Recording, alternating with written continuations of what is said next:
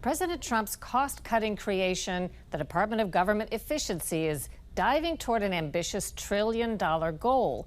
Nobody can be sure, but officially, Elon Musk-led DOGE claims to have already slashed more than $130 billion in federal spending. That's your tax money. Today, Scott Thuman hears from three men who are experts at unearthing waste to get their ideas on where the axe should fall. Three taxpayer watchdogs, whose groups are famous for unearthing government waste, joined us to talk about Trump's cost-cutting blueprint and pitch their own razor-sharp fixes. Do you all think that wasteful spending is as big of a problem as Musk claims it is? It's certainly a problem, Scott. Steve Ellis is with Taxpayers for Common Sense, a nonprofit known for spotlighting waste with its Golden Fleece Awards, given in 2003 to Republican Congressman Don Young for pushing an infamous $190 million bridge to nowhere. His group contributed to a recent report suggesting Pentagon cuts. We were hopeful when DOGE started that they were actually going to target and go into major areas of government spending like the Pentagon, but it's been a little bit scattered and not nearly as targeted as we think would take to actually accomplish that $1 trillion goal. John Hart is with Open the Books, which has exposed billions in wasteful government spending. Its 2016 report revealed that while the EPA claimed to be cash-strapped, it spent $92 million on luxury furniture, including $1,500 ergonomic chairs. Back in the 1980s, President Reagan put something together called the Grace Commission, and their key finding was that 1 out of every 3 tax dollars is wasted. If you extrapolate that to today's numbers, that's over $2 trillion. So they're only getting about half the way there. Justin Goodman's group, the White Coat Waste Project, focuses on government-funded animal experimentation and is famous for exposing painful experiments on beagles at taxpayer expense under Dr. Fauci's leadership. We're excited about the slash and burn approach that they're taking at an agency like HHS that has a nearly $2 trillion budget. Steve, looking at defense systems, fighter jets, ships, missiles, are there realistic cuts for balanced savings and national security?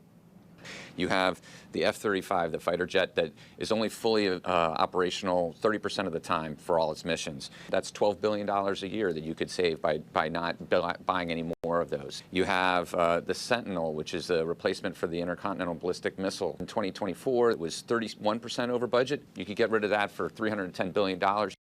John, President Trump recently signed that executive order to dismantle the Department of Education, citing declining test scores as evidence of its failure. How has the Education Department been spending those tax dollars, if not improving student performance? Well, they haven't been spending it very well, that's for sure. We found that there's a 14% growth of staff since 2000, but a 749% increase in spending. The question taxpayers are asking is, what value are we getting for our money? Have we seen test scores increase 750%? No, we haven't. We've seen test scores arguably flatline or go down. Another department that you've put under the microscope is the IRS.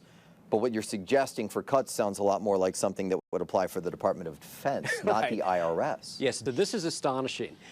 In the past 20 years, we've spent at the IRS almost $35 million on military-style equipment, body armor, ballistic shields, submachine guns.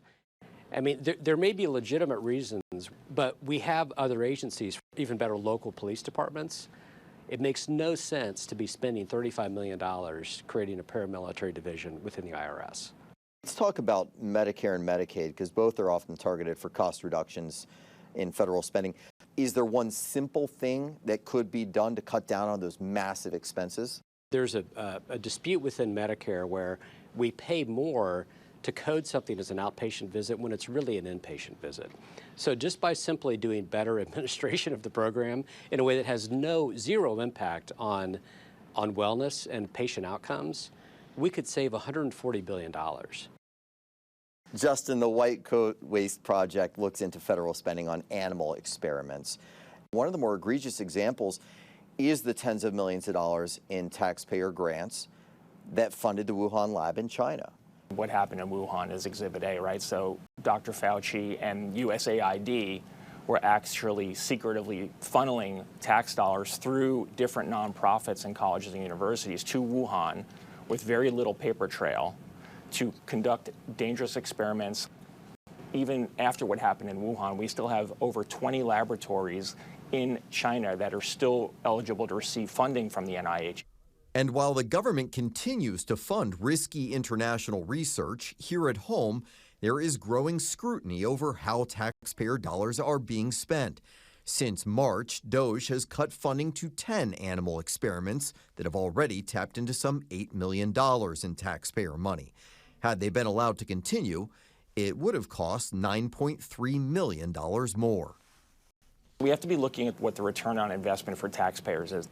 Every dollar wasted is a dollar less for Medicare or other important programs that actually protect and improve people's health. Some critics say it's the system itself that encourages this waste, an environment where agencies feel compelled to spend every last dollar to prove they need it and will again the next year. Every federal agency at the last quarter and the last month throws billions and billions of dollars out the door. Because of the way the budget rules work, if they don't empty their account, their coffers, they're worried they're going to get their spending cut. So what we see is this perverse kind of like throwing money out at things like lobster tail at the Pentagon, $20 million, ribeye steaks, $200 million on furniture just at the Pentagon. Great nations don't stay great very long when they do that. For Full Measure, Scott Thuman, Washington, D.C.